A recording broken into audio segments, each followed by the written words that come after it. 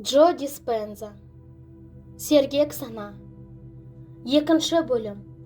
Ми және медитация. Алтыншы тарау. Үш ми. Ойлаудан әрекет арқылы болмысқа. Адам миын компьютермен салыстырған ыңғайлы. Дәл қазір сізде өзіңізді және өміріңізді өзгертуге қажетті жабдықтың бәрі бар. Бірақ оны қалай пайдаланып, жаңа бағдарламаларды қалайша жөнімен дұрыс орнату керек. Бірдей екі компьютерді көзіңізге елестетіңізші. Олардың біреуі сарыауыз балапанның, екіншісі тәжірибелі пайдаланушының қолына тиді делік. Компьютер құрылымының мүмкіндіктері жайында білері аз болғандықтан, бұл салаға жаңа келген маман әрине оларды іске келтіре алмайды. Екінші бөлімде мен сізді миды пайдаланушыға нұсқаулық тәрізді мағлұматпен жабдықтауды мақсат етемін. Сонда медитацияға кіріскеніңізде оның миға қалай әсер ететінін және оның неге қажет екенін нақты біліп отырасыз. Өзгерістерге ілесу, ойлау, әрекет ету және тіршілік құрудың жаңа тәсілдері де келеді. Егер сіз көлік жүргізетін адам болсаңыз, ой-пайым, әрекет, болмыс тізбегімен таныс болғаныңыз.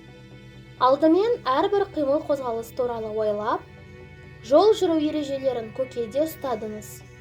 Енді көлікті едәуір батыл жүргізетін болдыңыз. Бірақ іс-әрекеттеріңізді мұқият қадағаласаңыз ғана өзіңізге сенімді болатын едіңіз. Сөйтіп ақыры сіз жүргізушіге айналдыңыз. Саналы ес жолаушы орындығына ығыстырылды да, содан бері рөлде үнемі дерлік көкірегіңіз отыр. Көлік айдау әдетке айналып, дағдылы, ойланбай-ақ атқаратын іс болып шыға келді. Кез келген дерлік үйрену, меңгеру үдерісі осы үш кезеңнен ой-пайым, әрекет және болмыстан тұрады. Және осы үш кезеңде мидың үш түрлі қабатын қамтиды. Алайда сіз ой-пайымнан бірден болмысқа өтуге болатынын біліп пе едіңіз? Өміріңізде ондай тәжірибе болуы да әбден мүмкін. Ол тәжірибе медитация. Міне, осы медитация кемел мен туралы ойлардан тікелей сол ойларды жаңа тұлғаға бойлатуға көмектеседі. Осы тарауды соған кіріспе ретінде қарастыруға болады. Кванттық жасампаздықтың кілті де осында. Кез келген өзгеріс бастан келеді. Әрбір жаңа оймен бірге мида жаңа нейронды байланыстар мен нейронды тізбектер түзіледі. Ал миға ең күшті ықпал ететін түрткі үйрену, яғни жаңа мағлұмат пен әсерлерді меңгеру. Ми үшін бұл, былайша айтқанда, нағыз қоздырғыш, афродизиак. Ол 5 сезім мүшесінен жететін әрбір белгіні құшырлана қағып алады. Ми сәт сайын аса мол деректерді өңдейді. Мағлұматты талдайды, зерттейді, таниды, шендестіреді, жіктейді және жадыға сақтайды да керек кезде бізге шығарып береді. Асылында адам миы дүниедегі ең жетік компьютер. Есіңізде болар, миды өзгерту қағидаларын түсіну үшін біз нейронды құрылым, нейрондар арасындағы ұзақ мерзімді тұрақты байланыстар ұғымына жүгінген едік. Мен сондай-ақ бірлесіп іске қосылатын жеке жасушалары бір-бірімен байланысады дейтін Хеп ережесі жайында әңгімеледім.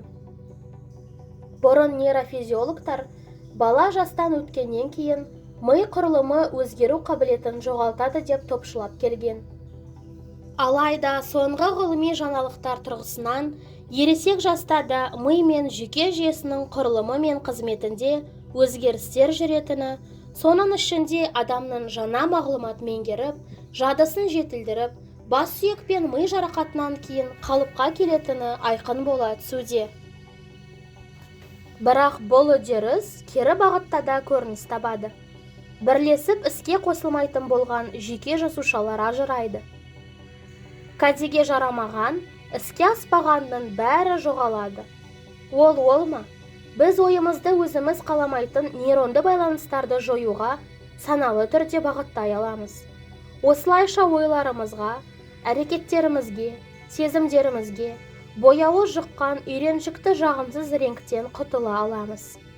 Ми құрылымы өзгергеннен кейін, нейронды байланыстар ендігі жерде ескі нобаймен іске қосыла алмайтын болады. Нейронды икемділік, яғни саналы ниеттің, қоршаған ортадан алынған жаңа мағлұматтың көмегімен мидың кез келген жаста жаңа нейронды байланыстарды түзуге қабілеті адамға жаңа ес деңгейіне жетуге мүмкіндік береді. Әсілі бұл жерде бірі кетті, екіншісі келді дейтін ескі ереже жұмыс істеп тұр. Нейрофизиологтар бұл үдерісті нейрондарды қырқу және қайта өндіру деп атайды. Ал мен өзгерістерді үйрену және үйренгенді ұмыту терминдерімен сипаттаймын.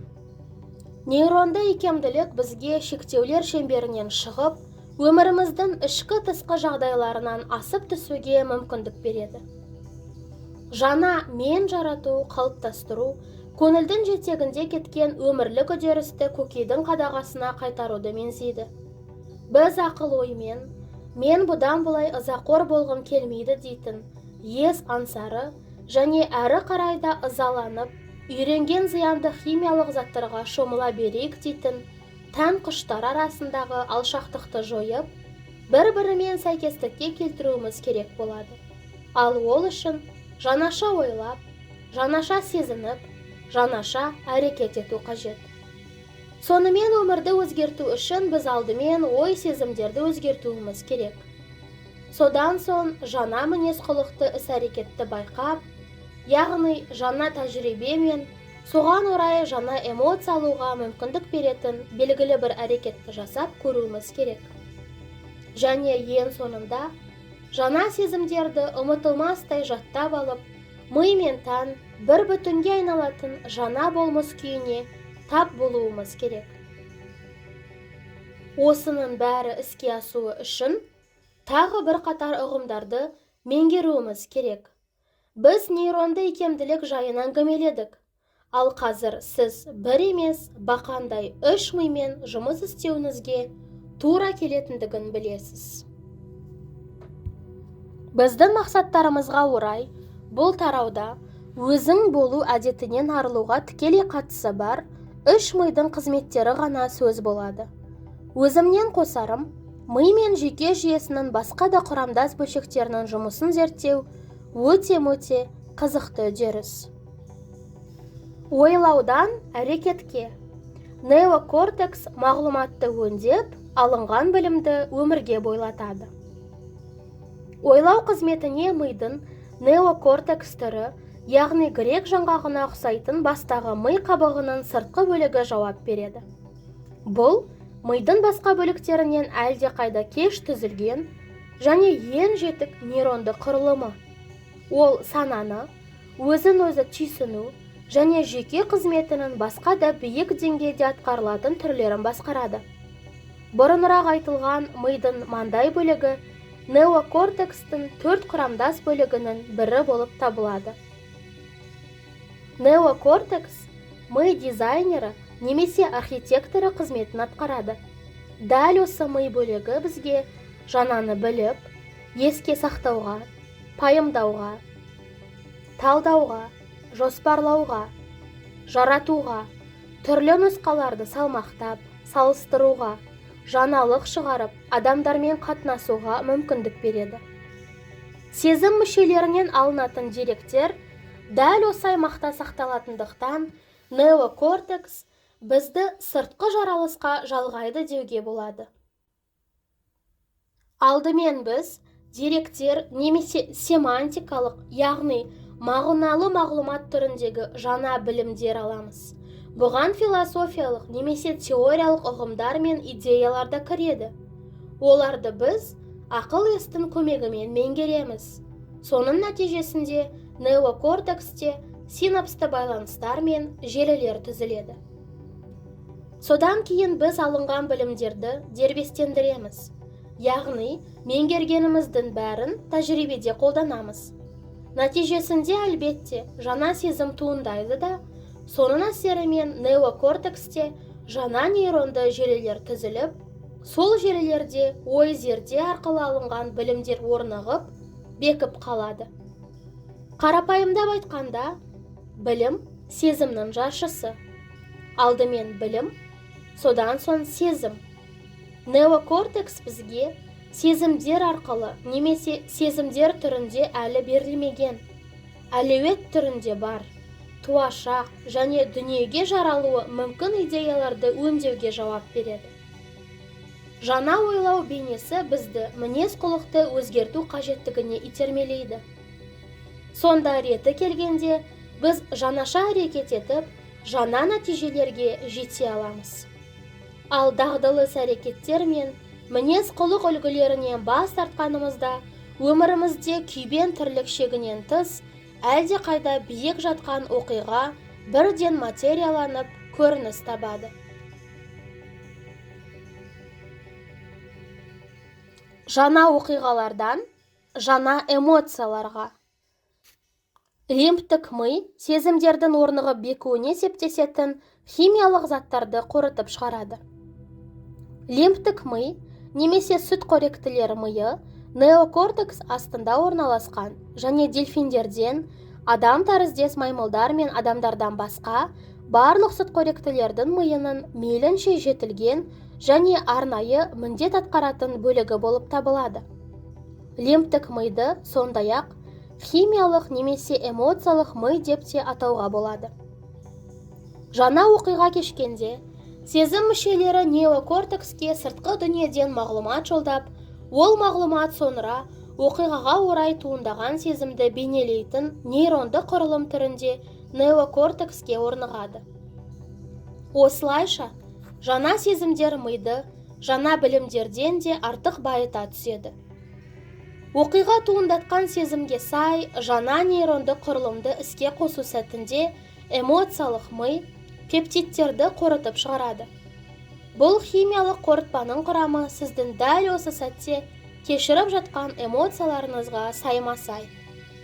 Өзіңіз де білесіз, эмоциялар оқиға нәтижесінің нақ өзі. Жаңа оқиғалар жаңа эмоциялар тудырады. Содан соң олар жаңа гендерге жаңа белгілер береді. Осылайша эмоциялар тәнге оқиға туралы естелікті химиялық деңгейде сақтап алуға бұйрық береді де, алынған мағлұмат біздің бойымызға бітеді. Сонымен бір мезгілде лимптік ми ұзақ мерзімді естеліктердің қалыптасуына септеседі. Біз оқиға болған сәтте кешірген эмоциялар неғұрлым оңай жаңғыртылса, соғұрлым оқиға мықтырақ есте қалады. Неокортекс пен лимптік мидың арқасында біздің декларациялық жадымыз бар. Яғни не біліп, не сезінгенімізді сипаттай аламыз. Эмоциялық ширғыспен байланысты оқиғалар жан жүйемізде терең із қалдырады. Арамыздағы некелілеріміз үйленуге ұсыныс алған, немесе жасаған сәтте қайда болып, не істегеніміз жақсы есімізде. Бәлкім, жаздың жаймашуақ бір кешінде өзіңіз ұнататын мейрамхананың артқы ауласында кешкі ас ішіп, қызарып ұясына батып бара жатқан күн шапағына сүйсініп отырдыңыз. Самал жел, жүзіңізді аймалап, арт жақта ішекті аспаптан тамылжи төгілген Моцарт музыкасы құлаққа жетіп тұрды. Міне, сол кезде серігіңіз бір тізерлей отыра қалды да, сізге кішігірім қара футлярды ұсынды. Сол сәтте өзіңіз кешкеннің бәрі жиылып кеп, бойыңызда бұрын соңды білмеген айрықша сезім тудырды. Көрген, естіген, сезінгеніңіздің бәрі өзіңіз дағдыланып үлгерген тұрақты химиялық тепе-теңдікті күрт бұзды. Күйбең тіршіліктегі бесенеден белгілі болжаулы ой сезімдерді тудыратын толассыз сырт қоздырғыштар тізбегіне еріксіз елтіген делсал күйден селт етіп оянғандай боласыз. Тосын атаулының таңғалдыратыны сонша, біз осы шақты айқынырақ түйсіне бастаймыз. Егер де лимптік мидың өз ұраны болса, ол былай делінер еді. Сезімдер тәнге. Білімдер миға, ал сезімдер тәнге арналған болса, онда жаңа білімдерді қолданып, жаңа сезімдер тудыра отырып, еспен меңгергеніміздің бәріне тәнді де үйретеміз. Сезімсіз білім, анық таза білімде, білімсіз сезім барып тұрған надандық. Әрекеттер мынадай ретпен жүру қажет. Алдымен біз білім аламыз, содан соң оны іс жүзінде кешеміз, яғни эмоциялық деңгейге, көңіл өлкесіне шығарамыз. Сонымен өмірді сәтімен өзгерту үшін әуелі қажетті білім алып, содан кейін жаңа оқиғаларды қалыптастыратын, яғни жарататын белсенді әрекеттерге көшу керек. Ал ол оқиғалар бойымызда жаңа сезімдер тудырады. Одан әрі жаңа сезімді жаттап, жадыңызға сүйеп алып, жиналған білімдерді сана өрісі көкейден, санадан тыс көңіл өрісіне көшіруіңіз керек. Ал бұған қажеттінің бәрі үшінші мида, яғни көкіректе. Ендігі әңгіме сол жайында. Ойлаудан әрекет арқылы болмысқа. Мишық. Бұл үйреншікті ой сезімнің мінез құлық үлгілерінің қоймасы. Телефон нөмірін, пин-кодты не құлыптың комбинациясын саналы түрде еске түсіре алмайтын кезіміз болатынын, алайда жиі тергендігімізден ол сандар тән жадында сақталып, енді саусақтар керекті сандардың ретін өздері ақ тауып алатынын айтқанымыз есінде болар. Бұның бәрі ұсақ түйек болып көрінуі мүмкін. Бірақ бұл жерде маңыздысы мынау. Егер тән бірдеңені тура сана сияқты, не тіпті санадан да артық жадына сақтаған болса, егер сіз қандай да бір қимыл әрекетті санаңызға күш түсірмей-ақ жаңғырта, қайыра жасай алсаңыз, онда сол қимыл әрекетті немесе мінез құлық үлгісін, қарым-қатынасты, не эмоциялық ыңғайды жақсылап жаттап алғаныңыз сонша, ол дағдыға немесе әдетке айналды деген сөз. Осы даму деңгейінде дағдылар болмыс күйіне айналады. Және бұнда өмірді өзгерту ісінде аса маңызды рөл атқаратын мидың үшінші аймағы, көкірек ұясы, мишық әрекет етеді. Мишық мидың ең белсенді аймағы, бас сүйектің артқы бөлігінде орналасқан. Ол жад орталығы және мидың микропроцессоры. Мишықтың әрбір нейроны басқа жүйе жасушаларымен кемінде 200 миллионға дейін байланыс түзе алады. Мишық денені тепе-теңдікте ұстауға, қимыл қозғалысты үйлестіруге және сол жасалатын қимыл қозғалыстың ақыл ойдың қадағасында болуына, яғни қатаң қадағаланатын қимыл қозғалыс жасалуына, тәннің кеңістіктегі қалпын түйсінуге жауап береді. Мишықта белгілі бір қарапайым іс-әрекеттер мен дағдылар типтері, сондай-ақ нейронды деңгейде қатталған эмоциялық ыңғайлар, пікірлер, қайталанатын әдеттер мен шартты мінез құлық үлгілері сақтаулы. Сонымен бірге, онда өмір барысында сіңіріліп, жатталатын рефлекстер мен дағдылар тамыр жайған. Орасан зор жад қоймасы болып табылатын мишық, алуан түрлі меңгерілген мағлұматты белгілі бар бағдарламаға немесе бағдарламаларға сай күйдегі ес пен тәнге сол тарапта оп-оңай жүктейді. Белгілі бір болмыс күйіне енгенде, біз жаңа тұлғаның нейрохимиялық негізін еске сақтай бастаймыз. Осы сәтте мишық іске кіріседі. Ол жаңа күйге сай жаңа бағдарламаларды көкірекке қондырады. Дәл осы мишық декларациялық емес, яғни процедуралық жадқа жауап береді. Процедуралық жадқа сақтау деп, қандай да бір іс-әрекеттің бірнеше мәрте қайталанып, екінші бітім болмысымызға айналып, сананың қатысуынсыз ақ жасалатындай болуын айтамыз. Біз оны дағдылы түрде ойланбастан атқарамыз да, оны қалай жасайтынымызды онша түсіндіріп, сипаттап бере алмаймыз. Мысалы, әлде бір мезетте бақыт сезімі өзінен өзі дағдылы түрде пайда болатынын аңғарасыз. Дәл осыны кез келген басқа эмоцияға, мінез ерекшелігіне, мінез құлық үлгісіне, өзіңіз ден қойған ойшан не іс жүзінде машықтанған қабілетке қатысты да айтуға болады. Басқаша айтқанда, сіз сәйкес бағдарламаны жаттап алдыңызда, ол енді тұлғаңыздың ажырамас бөлшегіне айналды. Қазір біз өмірлік мысал арқылы үш мидың бізді ойлаудан әрекетке, одан әрі болмысқа жетелейтінін ретімен көреміз. Алдымен ойша түйсініп, жаттығу үдерісінде неокортекстің, яғни ойлаушы, ойлау қызметін атқаратын мидың сырттан алған білімдерді, жаңа нейронды желілерді іске қосу үшін пайдаланатынын, содан соң олардан жаңа ес қалыптасатынын талдаймыз. Осыдан кейін ой белгілі бір оқиға қалыптастырады да, ол оқиға лимптік, яғни эмоциялық ми арқылы жаңа эмоция тудырады. Осы айтылған лимптік ми рөлінде қарастырамыз. Сосын ойлаушы ми мен лимптік жүйе бірлесіп, тәнді жаңа ес деңгейіне икемдейді. Ақыр соңында ес пен тәннің тоғысу, қабысу нүктесіне жете алсақ, билік тізгінін мишыққа береміз де, ол жаңа нейрохимиялық бағдарламалардың жатталуын қамтамасыз етіп, көкірекке жаңа болмыс күйін ұялатады. 3. Ми әрекет үстінде. Өмірден мысал. Осының бәрі тәжірибеде қалай жүзеге асатынын көру үшін, мысалы сіз жанашырлық жайлы бірнеше кітап оқыдыңыз да, олар сізді белгілі бір ойларға жетеледі деп елестетейік. Олардың арасында Далай Ламаның кітабы, Тереза шешейдің өмірбаяны мен Ассиздік әулие Франциск туралы очерктерде бар делік. Кітаптардан алынған мағлұмат сізді әдепкі, таптаурын ой сорабынан бұрып, санаңызға жаңа сәуле құйылды. Оқу үдерісінде ойлаушы мида жаңа синапсты байланыстар түзілді. Сіз жанашырлық философиясы дегеннің не екенін білдіңіз.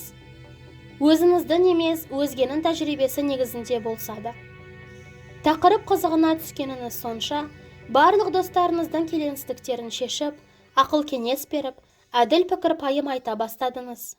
Осының бәрі сізге жаңа түзілген байланыстарды бұрынғыдан да бекіте түсуге мүмкіндік берді. Өйткені сіз меңгерілген материалды күнбе-күн қайталадыңыз. Енді сіз нағыз философсыз және тақырыпты еркін, яғни ес деңгейінде таратып айта аласыз. Қоңыржай кештердің бірінде, жұмыстан қайтып келе жатқаныңызда, зайыбыңыз қоңырау шалып, шешесі сіздерді 3 күннен соң болатын қонақ асына шақырғанын айтады. Осыны естіп, жол шетіне тоқтай қалған сіздің ойыңызға қайын енеңізді суқаныңыз сүймейтіні, 10 жыл бұрын оның сізді ренжіткенін сап ете қалады. Көп өтпей-ақ оған деген өкпе реніштің тұтас тізімі жасала қояды. Оның бет қаратпай, үзілді-кесілді сөйлейтіні де, ылғи өзгелердің сөзін бөліп отыратыны да, иісі де, тіпті пісірген тамағы да жыныңызға тиеді. Оған жуып кеткен әр кезде жүрегіңіз дүрсілдеп, беті басыңыз тырысып, тәніңіз құрысып шыға келеді. Жүйкеңіз сыр беріп, басыңыз ауған жаққа қашып кеткіңіз келіп тұрады.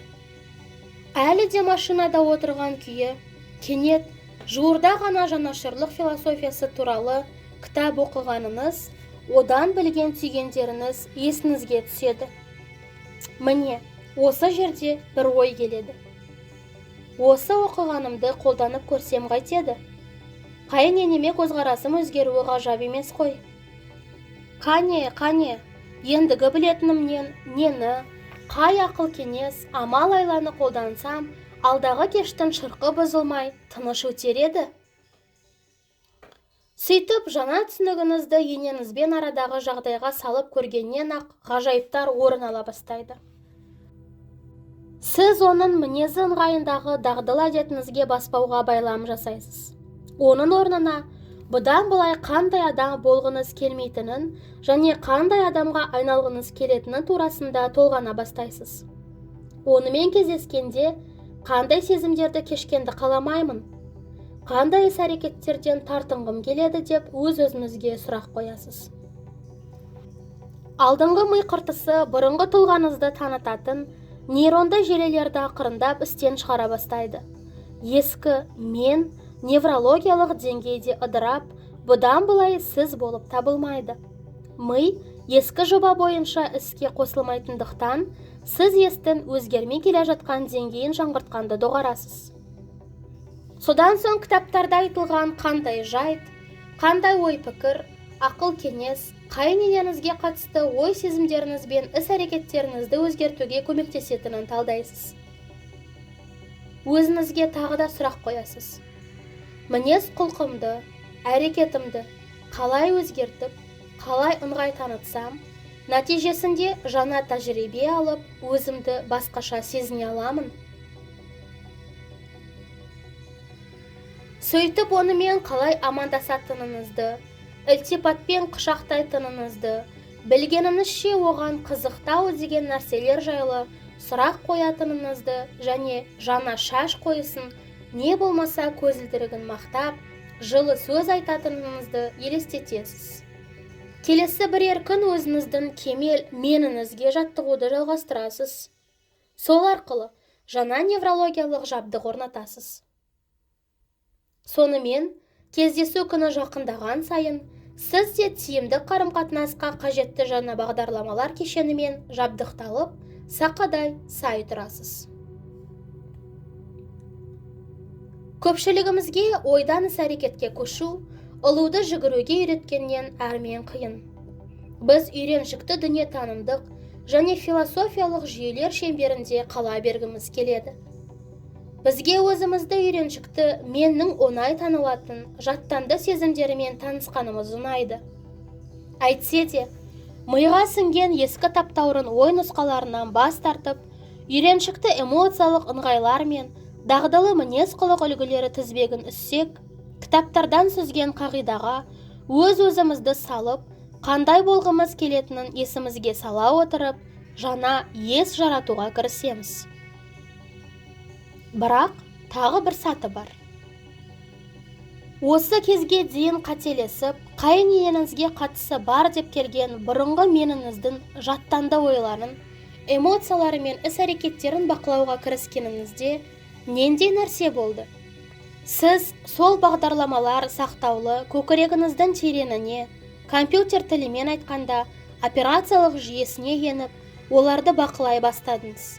Егер біз өз меніміздің қалай көрініс беретінін бастан аяқ қадағалап, талдай алсақ, онда көңіліміздегіні көкейімізбен түйсіне бастаймыз.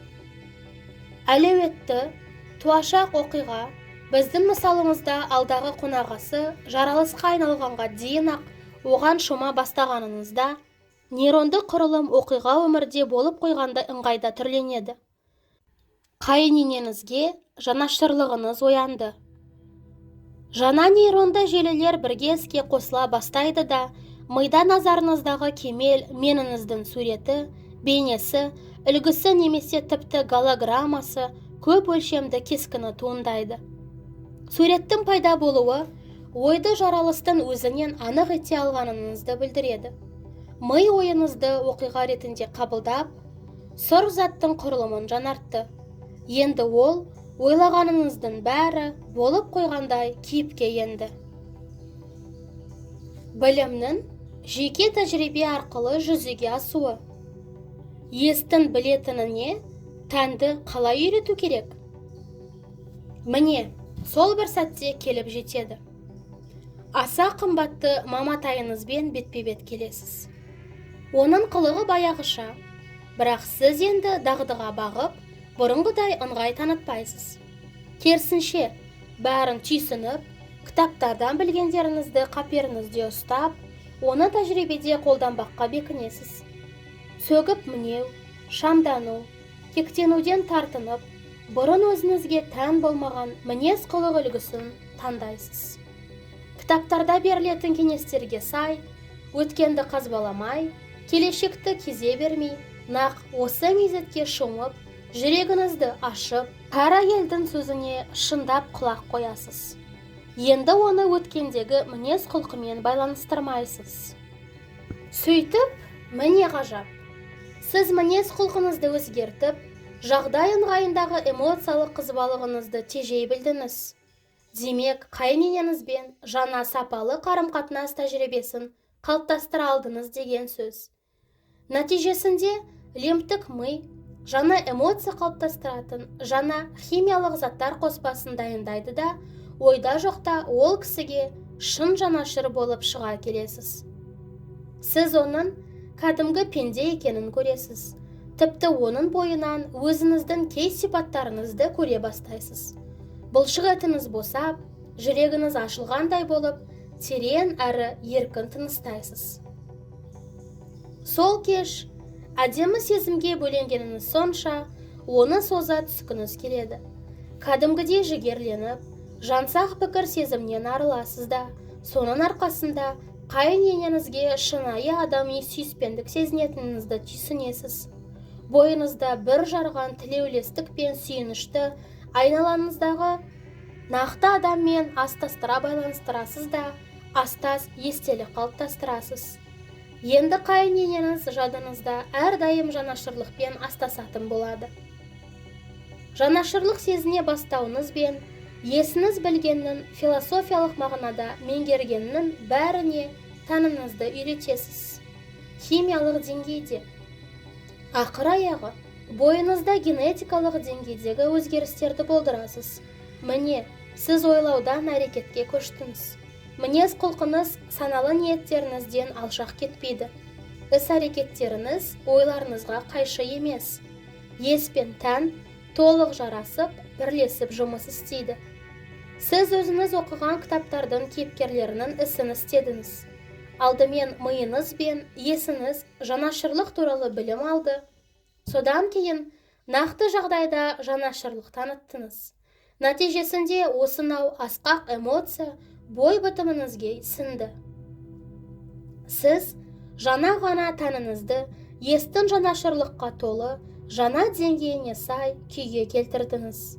Ес пен тән бірге әрекет етті. Сіз бітім болмысыңызбен жанашырлыққа бойладыңыз да, белгілі бір мағынада сөз нақты бітім алды.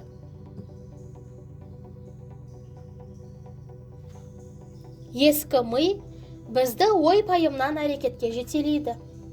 Бірақ болмыс күйін жаратуға шамамыз жете ме?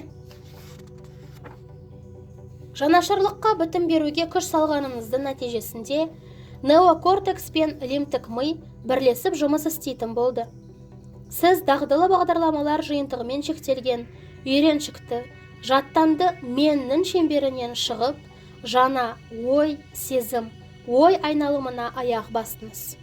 Жанашырлық күйін кештіңіз де, бұл эмоция сізге астыртын жаулық, жақтырмаушылық, іште бұққан ашу-ызадан көрі әлде қайда ұнады. Алайда, масаттануға асықпаңыз. Сіз әзірше әулиелікке онша жарамайсыз. Ми мен тәннің бір жолға бірлесіп жұмыс істегені әлі ештеңе емес. Бұл жолы ойдан әрекетке көше алдыңыз. Бірақ жанашырлық эмоциясын өз еркіңізбен қайта жаңғырта алар ма екенсіз? Еш жағдайға қарамастан, ешкімде, ештеңеде сізді ескі болмыс күйіне қайтара алмастай дәрежеде үнемі жанашырлық сезінуге қабілеттісіз бе? Қабілетті болмасаңыз, демек, жанашырлық өнерін жете меңгермегеніңіз. Жете дегенде мен мынаны түсінемін. Ондай күйде біздің ішкі химиялық негізіміз сыртқы факторлардан әлде қайда маңыздырақ болады. Біз өзімізді керекті ой сезімдерге бейімдеп, өзіміз қалған эмоциялық, химиялық күйлерді мықтап жаттап болғандықтан, сыртқы дүниенің бірде-бір факторы бізді таңдаған жолымыздан тайдыра алмайтындай болғанда, осы өнерді, осы кісілік қасиетті жетік меңгердік деп айта аламыз. Сонда ғана бірде-бір адам, бірде-бір зат, болған уақыты мен орнына қарамастан, бірде-бір оқиға ішкі химиялық теңгеріміңізді боза алмайды.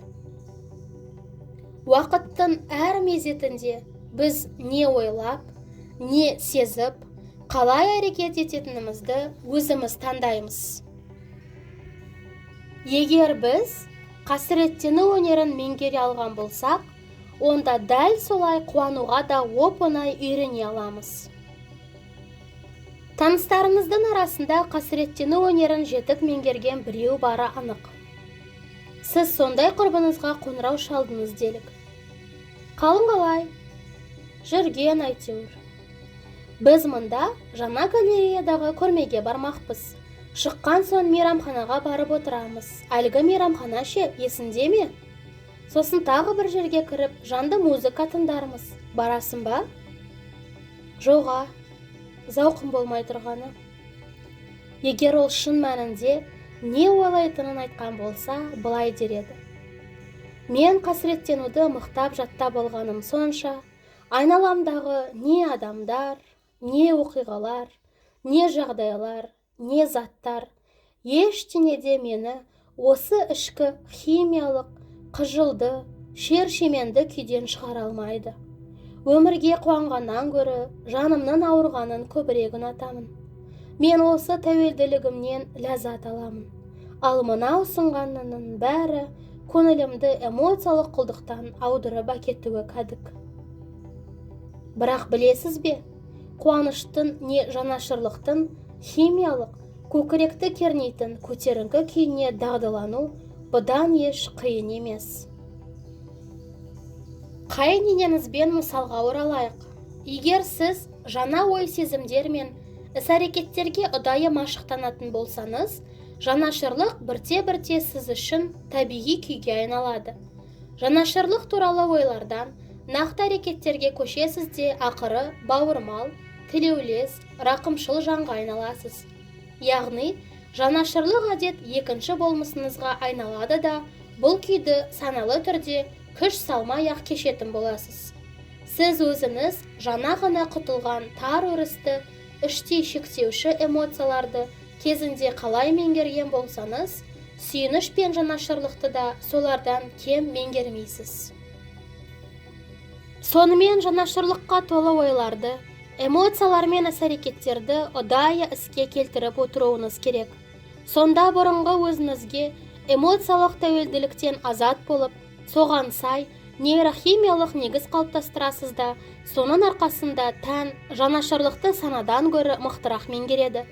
Сөйтіп, еш жағдайға қарамастан, бойыңызда саналы түрде жанашырлық тудырып үйренсеңіз, тәніңіз біртіндеп сол эмоцияға бағдарланған ес рөлін өзіне алады. Жанашырлықты мықтап жаттап алатыныңыз сонша, бірде-бір сырт фактор сізді осы болмыс күйінен шығара алмайды. Міне енді үш мидың барлығы бір механизм ретінде әрекет етеді. Сіз биологиялықта, нейрохимиялықта, генетикалықта деңгейлерде жанашырлық күйіндесіз. Жанашырлық табиғи һәм үйреншікті күйге айналды. Демек, сіз білімнен сезімге және одан әрі даналыққа жеткізген жолды жүріп өттіңіз. Болмыс күйіне бастар жол. Екі жад жүйесінің рөлі. Ойдан, әрекет арқылы болмысқа өтуге мүмкіндік беретін үш ми әрбірімізде бар. Жадтың екі түрі болады. Декларациялық, немесе басқаша айтқанда, эксплицитті жад. Бір ауызбен айтып жеткізе алатын, яғни өзіміз білген, не бастан кешкенді айтып бере алатын естеліктер декларациялық естеліктер болып саналады. Декларациялық естеліктерді екі типке бөледі. Білімдер, яғни ауқымды зейін-зерделік білімдер аясынан алынатын семантикалық, яғни мағыналы естеліктер, және сезімдер, ауқымды сенсорлық сезімдер аясынан алынатын адамдармен, жануарлармен, бұйымдармен, іс-әрекеттермен, немесе жағдайлармен байланысты және белгілі бір уақыт пен кеңістік нүктесіне қатысы бар өмірлік оқиғалар түрінде көрінетін эпизодтық яки үзік жылық кездейсоқ естеліктер. Әдетте, эпизодтық естеліктер семантикалық, яғни мағыналы естеліктерге қарағанда ми мен тәнде ұзағырақ сақталады. Процестік, немесе басқаша айтқанда, имплицитті жад. Әлде бір әрекетті көп рет қайталасақ, ол әбден дағдыға айналады. Бізге ендігі жерде ол туралы ойлаудың да керегі жоқ. Біз тіпті оны қалай жасайтынымызды да жөнді түсіндіре алмаспыз. Өйткені тән мен ес бір бүтінге айналған. Міне дағдыларымыз, әдеттеріміз, дағдылы мінез қылық үлгілері, астас естеліктер, көкіректе тұнған ұстанымдар мен эмоциялық ыңғайлар дәл осы жад жүйесінде сақталады. Сонымен зейін зерделік жолмен неокортекс арқылы меңгерілген мағлұматты алып, оны тәжірибеде қолданып, жан жүйемізден өткізіп, әрекет арқылы сыртқа танытуымызбен біз мінез құлқымызды өзгертеміз. Нәтижесінде жаңа сезім қалыптасып, ол жаңа эмоция тудырады. Лимфтік ми арқылы. Осы сезімді жаңғыртып үйренгенде жаңа болмыс күйіне енеміз. Даналық көкейге түйіп, көп рет көңілмен кешкен білім. Қасіреттің немесе жазғырушылық, сынағыштық, түңіліс, сенімсіздік, жаулық және тағы сол сияқтылардың орнына жанашырлық, табиғи күйімізге айналғанда даналыққа жеттік деп есептей беруімізге болады. Енді бізге шексіз мүмкіндіктер ашылды. Өйткені өмір түсіндіріп болмас тылсымның күшімен біздің осы күйімізбен өзімізге бейімделеді. Ойлаудан тікелей болмысқа. Медитацияға кіріспе. Бәрімізде өмірімізде талай рет әрекеттен болмысқа көшіп көргенбіз. Мысалы, бірте-бірте машықтана жүріп, ақыры толыққанды көлік жүргізетін, шаңғы тебетін, тоқыма тоқитын, немесе шет тілінде туған тілінде сөйлейтін адамға айналған кезімізде. Ал енді эволюцияның адамға тартқан аса ұлы сыйларының бірі әрекетті айналып өтіп, яғни әрекетке соқпай-ақ ойлаудан бірден болмысқа өту қабілетімізді сөз етейік. Басқаша айтқанда, адам өзі қалаған оқиға жаралғанға дейін-ақ оған сәйкес жаңа болмыс күйін жарата алады. Біз онсыз да әрдайым дәл солай етеміз. Мән беріңіз. Бұл үдерістің қолынан келмесе, келетіндей түр танып дейтінмен ортақ ештеңесі жоқ. Айталық, сіз жыныстық қиялға беріліп, жұптас серігіңіз сапардан оралған соң, не ойлап, не сезініп, не істейтініңіздің бәрін іште кешіресіз делік. Ішкі күйге шоматыныңыз сонша, тәніңіз химиялық негізін өзгертіп, болашақ жаралып та қойғандай ыңғай танытады. Міне, сіз жаңа болмыс күйіне көштіңіз. Ойша жұрт алдында сөйлейтін сөзіңізге жаттыққанда, әріптесіңізбен ауыр әңгімеге дайындалғанда, немесе көлік кептелісінде қарныңыз ашып, ұнататын тамағыңызды елестеткеніңізде де дәл солай болады. Осы жағдайлардың бәрінде назарыңыз бір нүктеде ұйиды. Тән мүлде өзге болмыс күйіне көше бастайды. Және ол бір ғана ойдың әсерімен. Бірақ адам көңілі қаншалықты жүйрік. Бізді іштей қандай болғымыз келсе, сондай етуге құр ой сезімдердің қарымы жете ме? Менің қызым сияқты қалаған жаралысымызды жасап алып, сонда өмір сүре аламыз ба? Міне, осы жерде медитация іске кіріседі.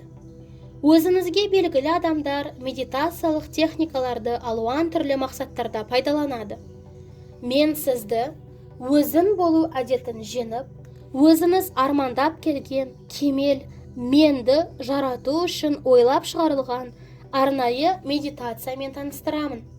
Тараудың қалған бөлігінде осы кезге дейінгі алған теориялық білімдерді медитациялық үдеріспен ұштастырып көреміз. Әлбетте, осы үдеріс жайында алда кеңірек айтылады. Медитация немесе медитациялық үдеріс дегенде мен 3-ші бөлімде таратылып айтылатын нақты медитацияны меңзеймін. Медитация миды, тәнді және болмыс күйін өзгертуге көмектеседі. Ең бастысы, осы өзгерістердің бәрі бізден дене қимылдарын немесе сыртқы ортамен қатынасты керек етпейді. Фортепиано тарту және шынашақты шынықтыру экспериментіне қатысушылар ойша жаттығу, ойша дайындалу көмегімен ақ жаралған дүниедегідей анық өзгерістерге жете алғанын білесіз. Дәл солай біз де медитация арқылы жаңа неврологиялық жабдық орната аламыз.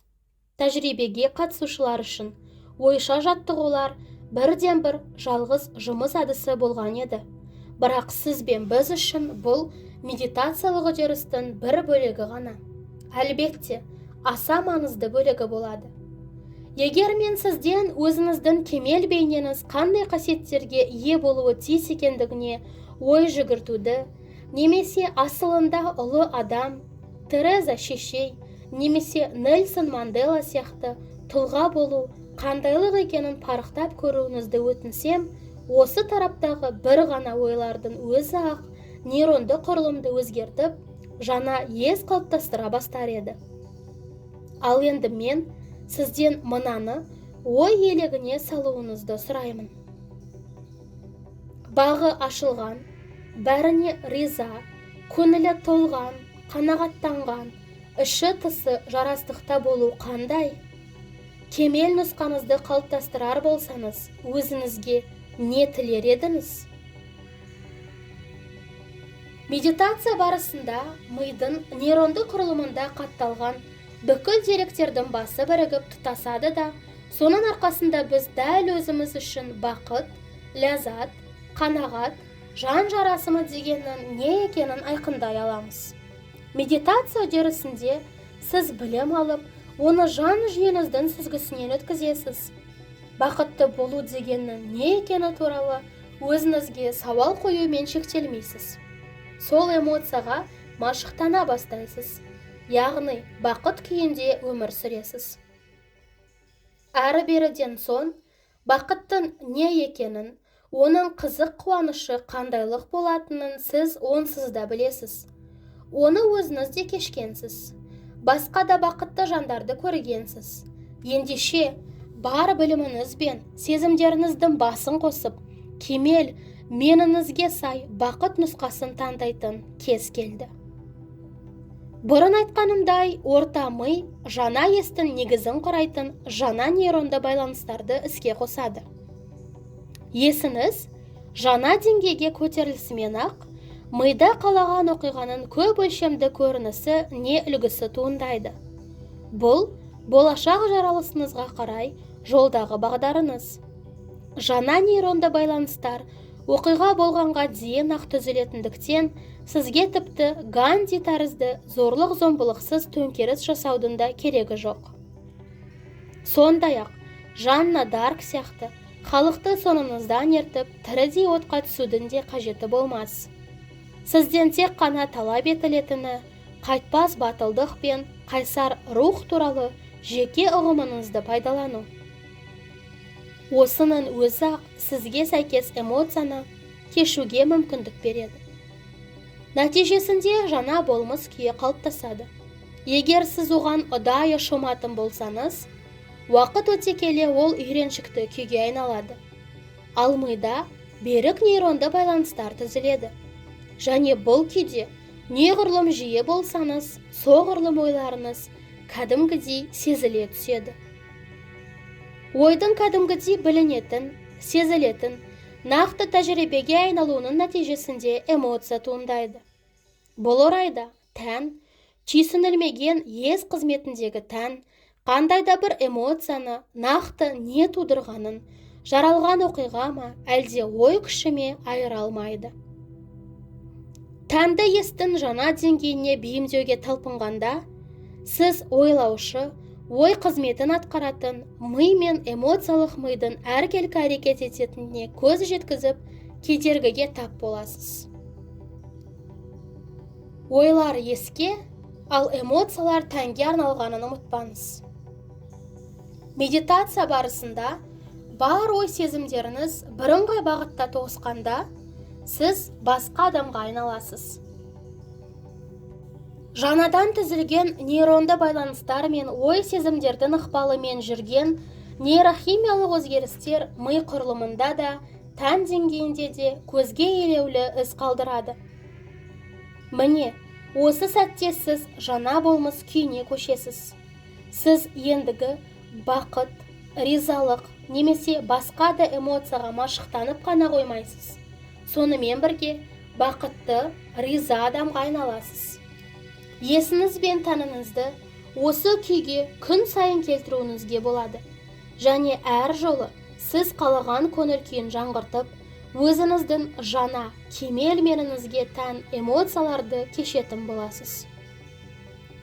Егер медитациядан кейін сіз жаңа болмыс күйіне тап болсаңыз, яғни неврологиялық, биологиялық, химиялық және генетикалық деңгейлерде өзгерсеңіз, онда сіз нақты оқиға болғанға дейін-ақ өзгерістер үдерісін іске қостыңыз. Енді сізге өзіңіздің жаңа сезіміңізге сай ойлап, әрекет ету оңайырақ болады. Міне, бұрынғы өзіңізден айнып шықтыңыз. Есіңізге салайын. Жаңа болмыс күйінде болғанда, яғни жаңа тұлғаға айналғанда, сіз жаңа дербес жаралысыңызды жасай бастайсыз. Мына бір ойды қайталайын. Жаңа болмыс күйі, жаңа тұлғаны, ал жаңа тұлға жаңа жеке жаралысты қалыптастырады. Бірақ медитацияның қалаған нәтижеге жетуге қажетті мидың үш түрін жандандырғанын қалай білуге болады? Оп-оңай. Егер сіз медитация үдерісінде бар жігеріңізді салған болсаңыз, онда одан кейін өзіңізді мүлде басқаша сезінесіз. Ал егер сезімдеріңіз өзгермесе, егер сол баяғы ұйытқылар, қоздырғыштар тәніңізді сол баяғы химиялық ыңғайға келтірсе, демек кванттық өрісте ештеңе жүрген жоқ деген сөз. Бұрынғы ой сезімдеріңіз, бұрынғы электрлік магнитті белгіні жолдауда. Сіз не химиялық, не неврологиялық, не генетикалық, не қандай да бір басқа деңгейде өзгерген жоқсыз. Ал бірақ медитацияны бітірген соң, өзіңізді басқаша сезініп, осы жаңа ес пен тән күйінен айнымай қала алсаңыз, онда өзгерістің болғаны. Ішкі өзгеріс өзіңіз жаңадан жаратқан болмыс күйіне көшу ұзамай сыртқы дүниеде де көрініс табады. Сіз себеп салдарлық байланыстар мен біздің ой сезім, әрекеттерімізді әлде бір сыртқы күш қадағалайды деген ұғымға негізделген Ньютондық үлгі шеңберінен шыға алдыңыз. Сәл кейінірек мен бұл тұжырымдамаға тағы ораламын. Медитацияның жемісті болғанының тағы бір белгісі ойда жоқта өміріңізде жаңа бірдеңенің пайда болуы. Есіңізде болсын, кванттық үлгіге сай, жаңа ес пен жаңа болмыс күйі біздің электрлік магниттік толқындарымыздың сипатын өзгертеді. Басқаша ойлап, сезіне бастауыңыз арқылы сіз жаралысты өзгертесіз. Ой сезімдер бірлесіп, кез келген өзгерісті болдыра алады. Бірақ жеке-жеке оған шамалары жетпейді. Тағы бір есіңізге салайын.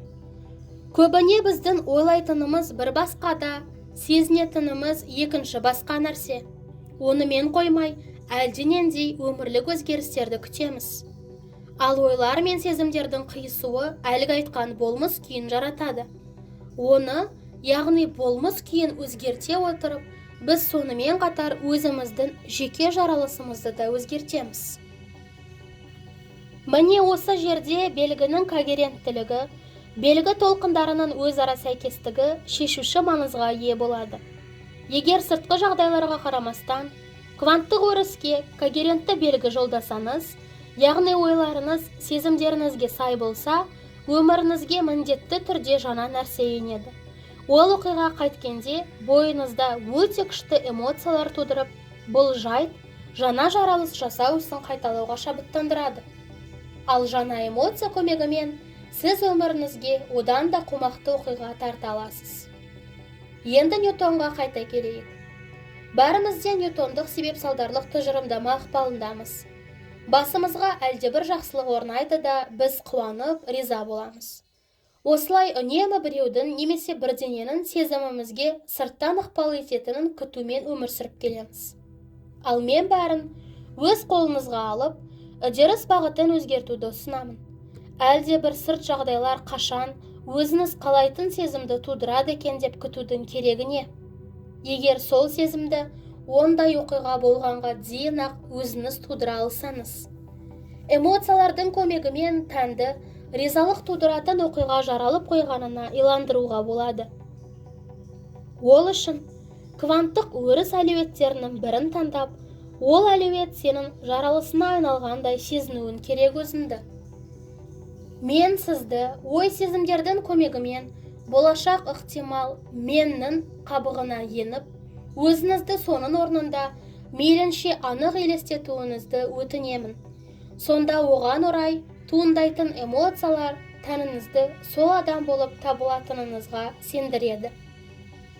Медитация аяқталып, көзіңізді ашқанда қандай адам болғыңыз келеді? Өзіңіздің кемел нұсқаңызға айналған, немесе баяғыдан армандаған оқиғаны кешкен қандайлық? Бұрынғы өзіңізден бір жола айну үшін себеп пен салдар заңымен қош айтысып, кванттық үлгіге ойысыңыз. Әлеуетті туашақ жаралыстардың бірін таңдап, сонда өмір сүре бастаңыз да, ол материаланғанға дейін-ақ оған риза болыңыз. Сыртқы дүниеден белгілер болғанын күтпестен, ішкі күйді өзгертіп ақ, қуаныш, ризалық, алғыс және басқа да көтеріңкі эмоцияларды кеше алатыныңызға сенуге дайынсыз ба? Егер бір ғана ой-сезімдердің әсерімен тәніңіз оқиғаны анық болып жатқандай қабылдай бастаса, онда сіз болашақта өмір сүріп жатырсыз деген сөз. Өзгерген болмыс күйінде болып, нақ осы жер, нақ осы шақ сезіміне шомған сәтте, яғни нақ осы шақта болғаныңызда, сіз кванттық өрістің барлық ықтимал жаралыстарына жалғанасыз. Өйткені кванттық өріс есігі жігерлене осы шаққа қосылғандарға ғана ашық қой. Есіңізде болсын, бұл бөле жара ойша атқарылатын үдеріс болып қалмауы тиіс. Ойларды сезімдермен сәйкестендіру керек. Басқаша айтқанда, медитация барысында назарыңызды басыңыздан 20 сантиметрдей төмен жүрек аясына ойыстыруыңызға тура келеді. Жүрегіңізді ашып, ойланып көріңізші. Өзіңізді сүйсіндіретін, кемел меніңізді құрайтын, қасиеттерден тұратын, бүтін болмыс иесі болсаңыз, өзіңізді қалай сезінер едіңіз? Бұған сіз, ондайды басымнан кешіп көрмеген соң қалай сезілетінін қайдан білейін? Менің бойымда ондай қасиеттер ешқашан болған емес. Кемел нұсқамада ешқашан жуықтаған емеспін, деп қарсы уәж айтуыңыз мүмкін. Бірақ мен сізге былай жауап беремін. Сезім мүшелеріне аңғарылар, нышандар, сыртқы дүниеде көрініс бергенге дейін ақ, тән бүкіл сезімдерді кеше алады. Алда-жалда тілек қалауыңыз орындала қалса, міндетті түрде қуанып, риза болып, тебіреніп, қысқаша айтқанда эмоциялық тұрғыдан серпілетін едіңіз ғой. Міне, іштей сол эмоциялардың барлығына ден қойып көріңіз. Өткеннен жалғасып келе жатқан сезімдердің қылы болып қала бергенше, игі эмоцияларды болашақты жаратуға пайдаланыңыз.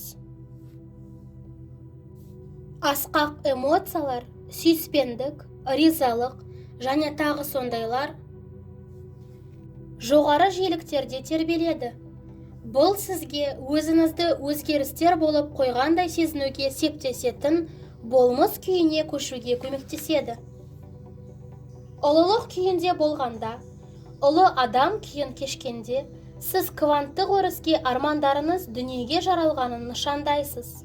Ал ризалық сезімі тәніңізді риза болатындай жағдайдың барына, жүзеге асқанына иландырады. Медитация барлық үш миды іске келтіріп, олардың жұмысын үйлестіреді. Бұл ойлаудан тікелей болмысқа көшуге мүмкіндік береді. Ал ерекше болмыс күйінде сіз өзіңізді жаңа ішкі сезіміңізге сай ойлап, әрекет етуге итермелейсіз. Бәлкім сіз өміріңізде жағымды жайт болғанға дейін ризалық күйіне көшіп, шексіз алғысты болудың неліктен соншалық күрделі екендігіне бас қатыратын шығарсыз. Гәп мынада.